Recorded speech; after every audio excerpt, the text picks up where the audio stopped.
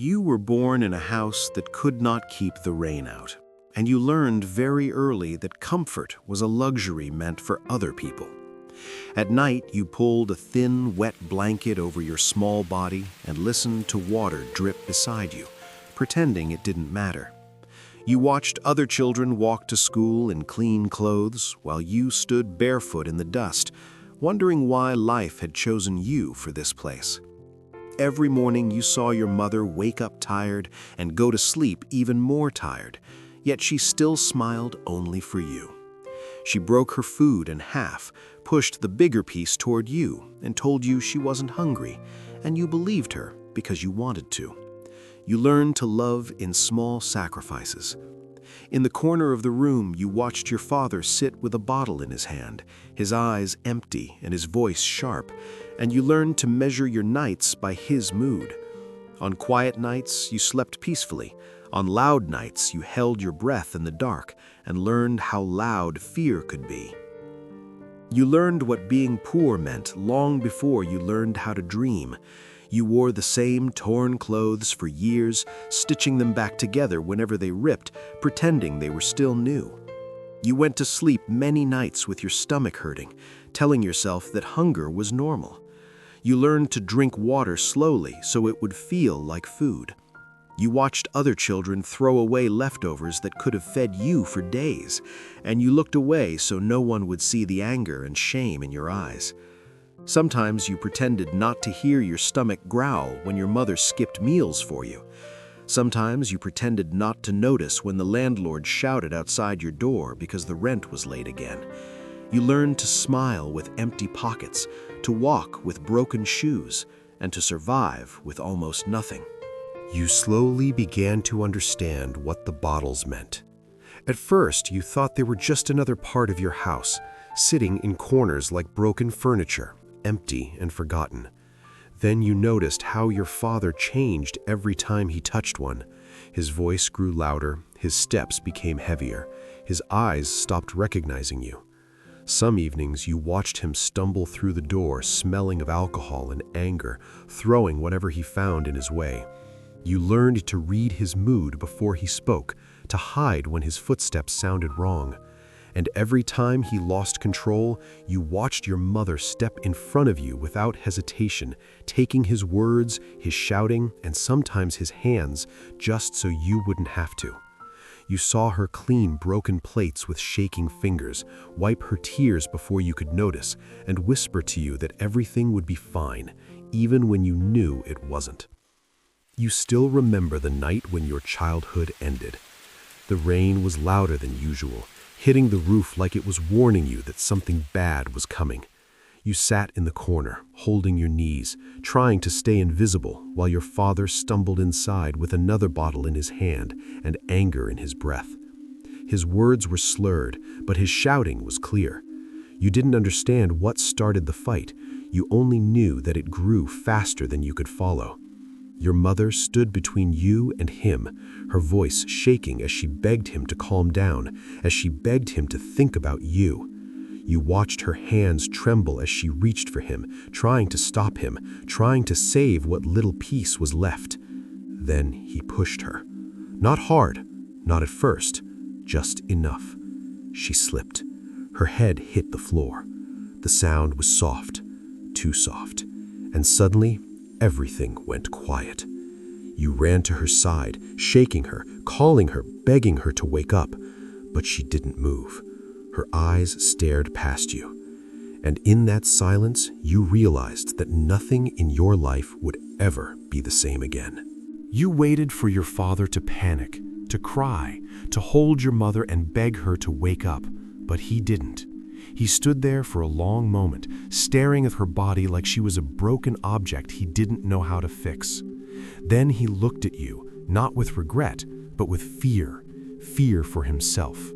He dropped the bottle. He shook her once, lightly, as if hoping she would suddenly erase his mistake for him. When she didn't move, he ran his hands through his hair and started pacing the room, whispering excuses before anyone had even accused him. By morning, strangers filled your house.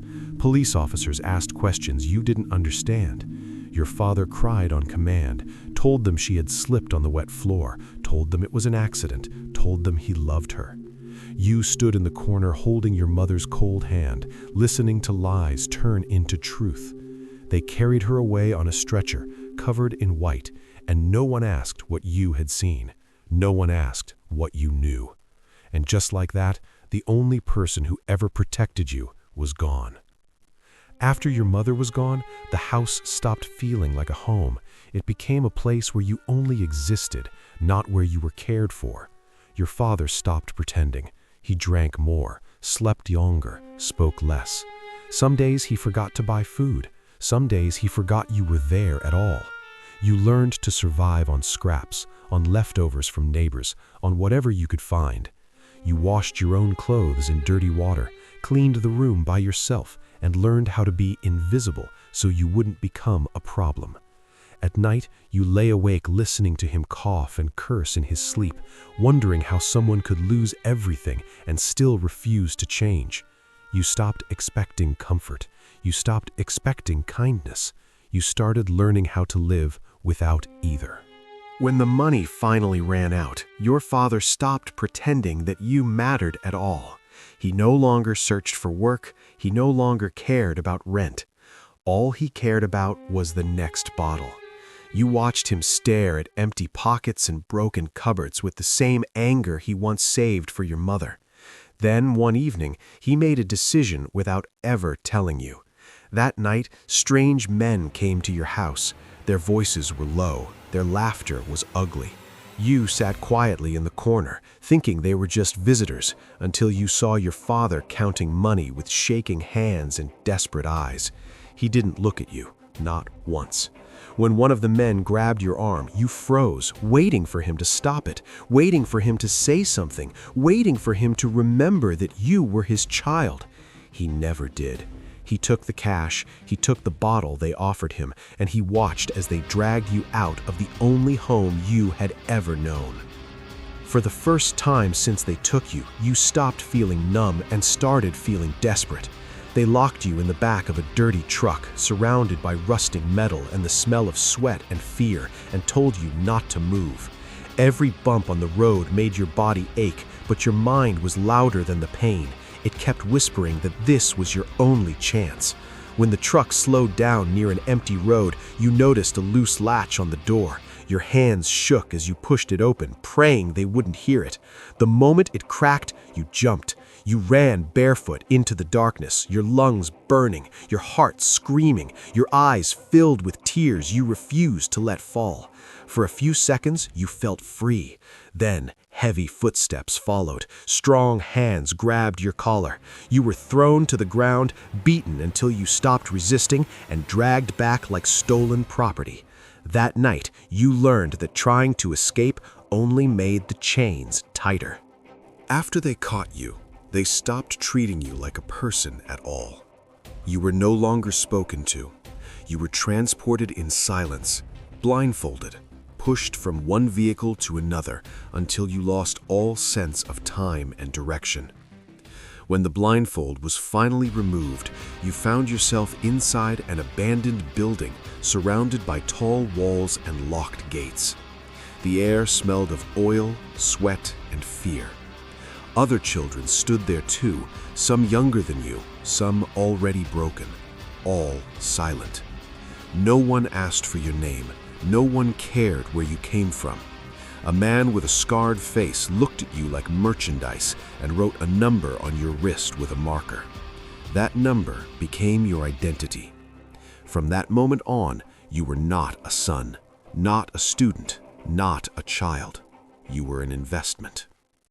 Your first day there taught you that pain was now part of your routine. They woke you before sunrise by kicking metal doors and shouting numbers instead of names. You were given no breakfast, no explanation, and no sympathy. You were ordered to run until your legs shook and your lungs burned, and when you fell, you were dragged back up and forced to continue. Hunger followed you everywhere, turning your thoughts into noise and your body into an enemy. Food was never given freely. It was something you had to earn, fight for, or steal. Sometimes they made you fight other children just to decide who deserved to eat. You learned quickly that kindness meant weakness here. Every bruise, every scar, every sleepless night was meant to erase the person you used to be and replace it with someone who could obey without thinking. In a place designed to break you, you were surprised to find someone who didn't. They called you number 21, like that was all you were worth, and after weeks of exhaustion and hunger, you almost started believing it. Then one day, during a short break between punishments, you noticed number 12 sitting beside you, quietly offering half of his stale bread without saying a word. You hesitated, knowing food was survival, but he pushed it into your hand anyway. From that moment on, you stopped being alone. You trained together. You shared stolen water. You covered for each other when one of you was too weak to stand. At night, when fear was louder than sleep, you whispered about impossible dreams, about leaving, about having real names again, about living somewhere no one could find you. With number 12 beside you, the place felt less like a prison and more like something you might survive.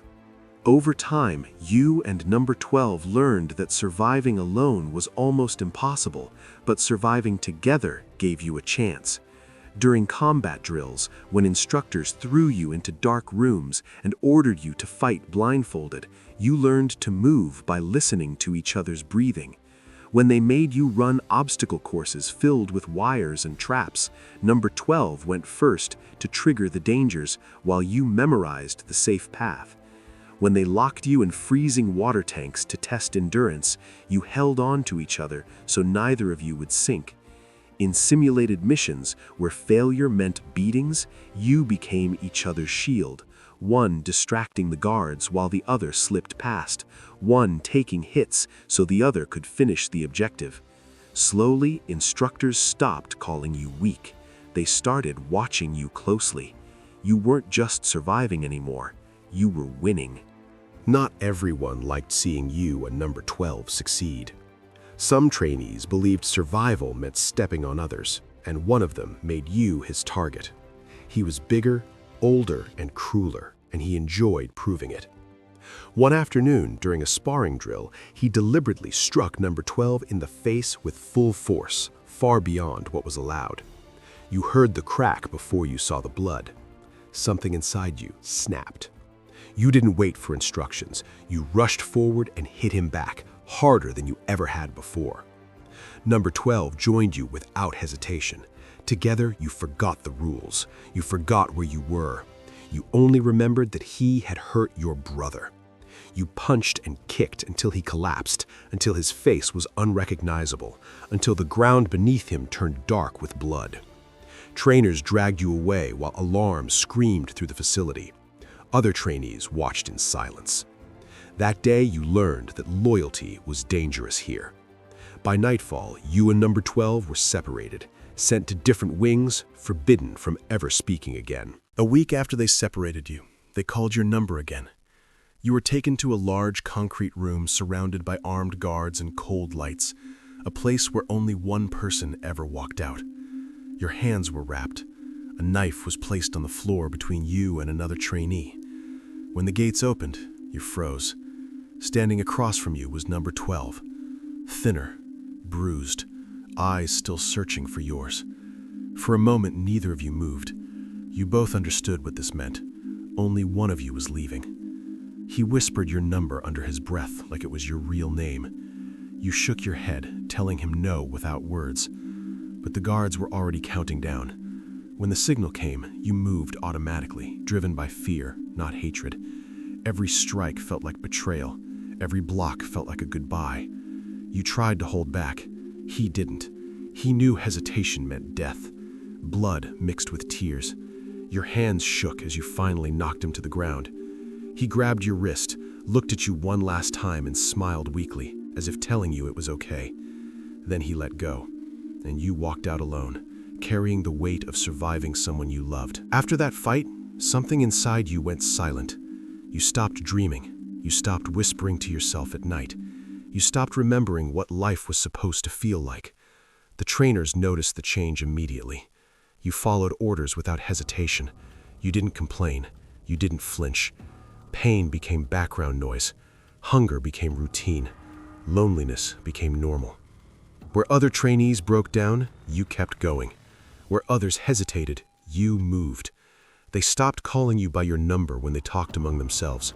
They started calling you reliable, efficient, promising. You were no longer training to survive. You were training to kill. And you were becoming very good at it. By the time you turned 22, they no longer called you number 21. They gave you a code name instead, something clean and forgettable, something that erased your past. You lived in small rented rooms under fake identities, moving from city to city without leaving memories behind. Your hands no longer shook. Your heart no longer raced. Killing had become a skill, not a sin. One evening, a secure phone vibrated beside you, and with it came your first real assignment. A file appeared on the screen. A name, a face, an address, and a schedule. A businessman. Public.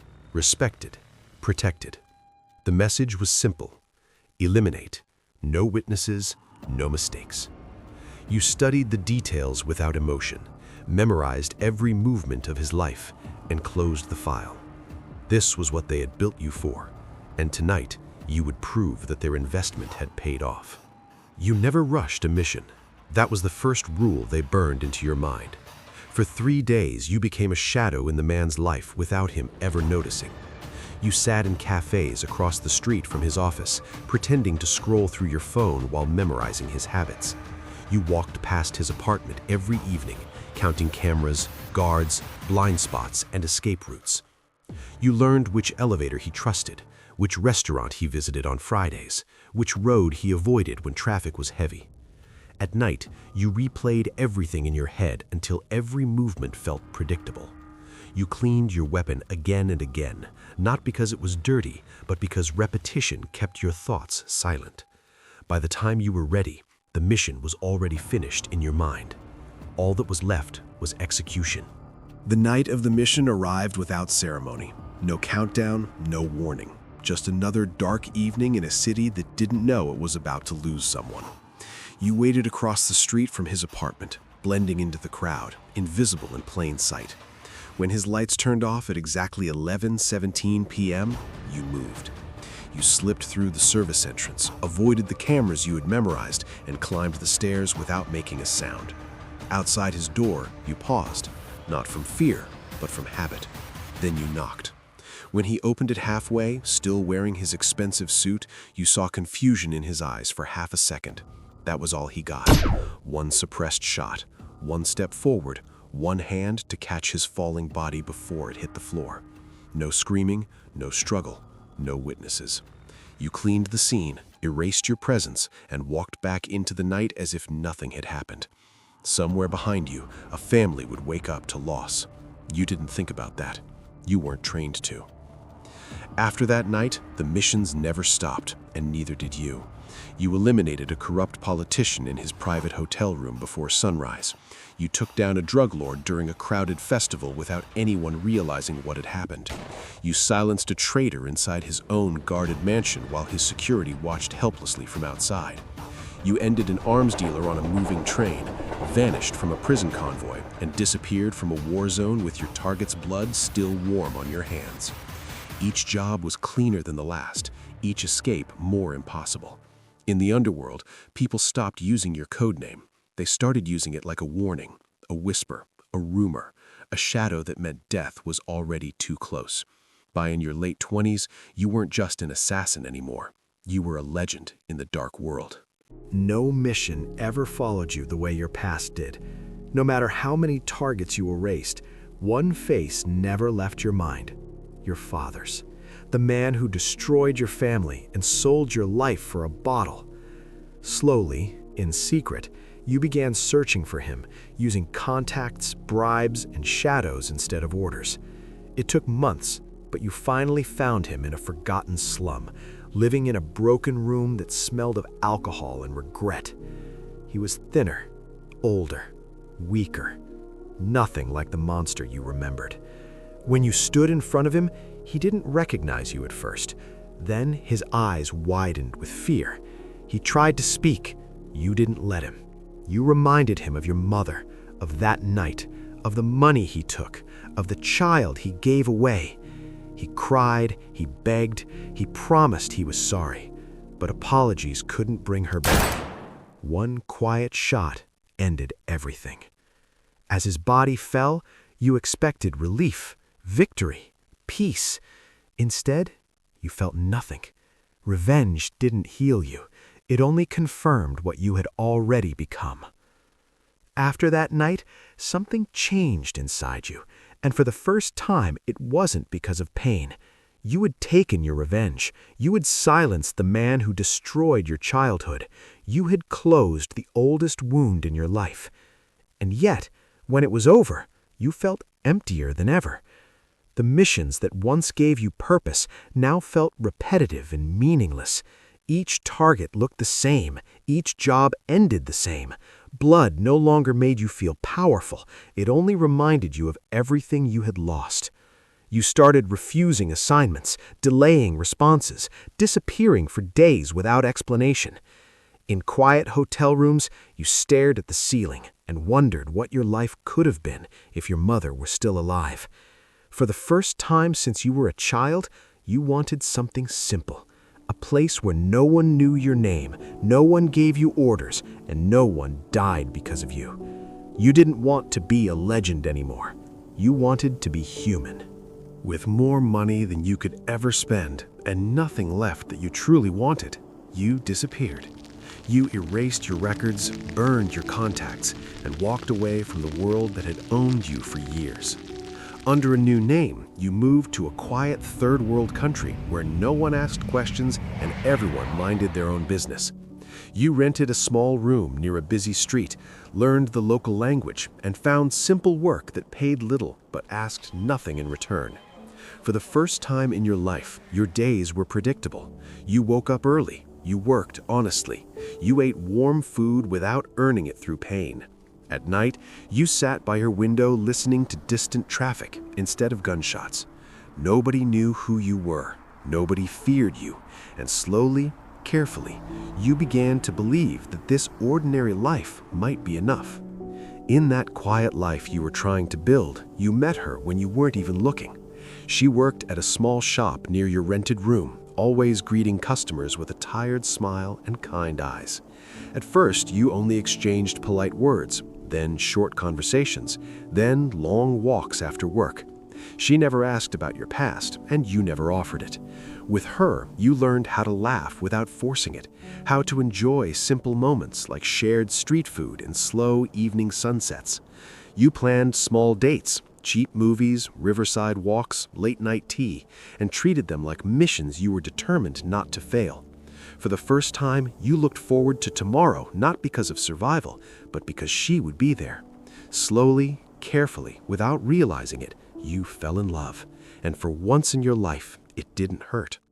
You loved her more than anything you had ever known, and that terrified you more than any mission ever had.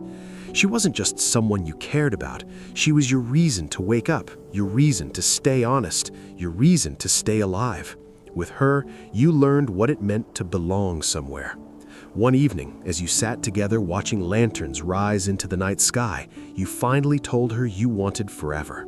She laughed through happy tears and said yes without hesitation.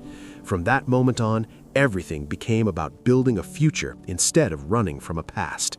You learned her family's traditions. You practiced her language. You agreed to marry her the way her people always had, with music, color, prayers, and community. You imagined standing beside her in front of everyone, not as a killer, not as a shadow, but as a man worthy of love. For the first time in your life, you believed that happiness was real and that it was yours. You were walking with her through a crowded street when a group of men began following her with dirty words and mocking laughter.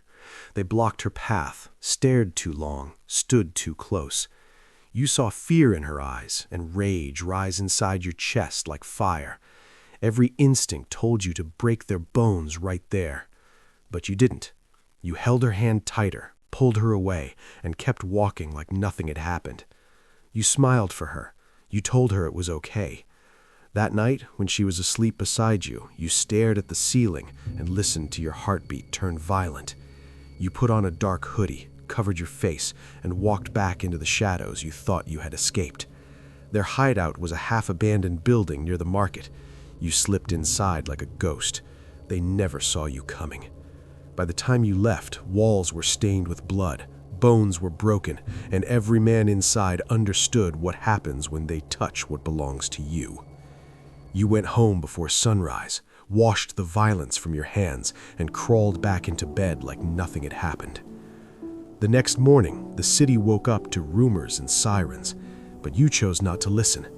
News channels spoke about a brutal assault in an abandoned building, about masked attackers, about men found half dead and terrified. Police searched for witnesses, posters appeared on walls, neighbors whispered. You watched the headlines for a few seconds, then turned the television off. It wasn't your world anymore, or at least, that's what you told yourself. With her beside you, life felt too good to ruin with memories of violence. You focused on movie plans, on shared meals, on quiet laughter in your small room. You held her hand in public without fear. You slept peacefully with her head on your chest. For the first time, you felt like a normal husband building a normal life, and you ignored every warning that told you peace built on secrets never lasts. It happened on an ordinary evening, which made it even worse. You were returning home with groceries, thinking about dinner and weekend plans, when you noticed the same black car parked near your street for the third time that week. At first, you ignored it. Then you saw the man inside. His posture was too perfect, his eyes too alert. You recognized that look immediately. It was the look of someone who hunts for a living. That night, your phone vibrated with a number you hadn't seen in years. No name, no greeting, just a message. You ran far, not far enough. Your blood turned cold. Old instincts woke up instantly. You checked exits, windows, shadows. In that moment, you understood the truth you had been avoiding. The organization had found you, and they never forgive deserters. You told yourself that tonight you would finally be honest with her. All day you rehearsed the words in your head, planning how to explain the danger, how to convince her that moving again was necessary, how to protect the only person you had left. You rushed home after work, your heart lighter than it had been in weeks, already imagining her smile when she opened the door. But the door was already open. The lights were off. The room was silent in a way that felt wrong. You called her name once. No answer. Twice. Nothing. Then you saw her. She lay on the floor beside the bed, her eyes open, her body still, blood dark against the sheets. Your knees gave out. Your hands shook as you held her, begging her to wake up, just like you once begged your mother. On the wall behind her, written in red, was a single message: "You belong to us." In that moment, every promise you had made to yourself shattered. They hadn't just killed her, they had reminded you who you were. After that night, you stopped thinking about tomorrow. There was nothing left to protect, nothing left to lose. You buried her quietly, without tears, without witnesses, without prayers. Then you erased your last identity and returned to the only thing you had ever truly mastered: war. Using old contacts and stolen information, you traced the organization back to its core, a fortified compound hidden beyond borders and laws. They believed it was untouchable. They believed no one would ever be stupid enough to attack it alone. They were wrong. You prepared without emotion. You cleaned your weapons one final time. You loaded every magazine. You stitched old wounds and ignored new ones. You recorded a single message on your phone, not for the world, but for her, apologizing for the life you could never give her. On the night of the assault, you walked straight toward the gates. No disguise, no backup, no escape plan. The first guard fell before he could react. The second never saw you. Alarms exploded into the night. Lights burned on. Bullets tore through walls.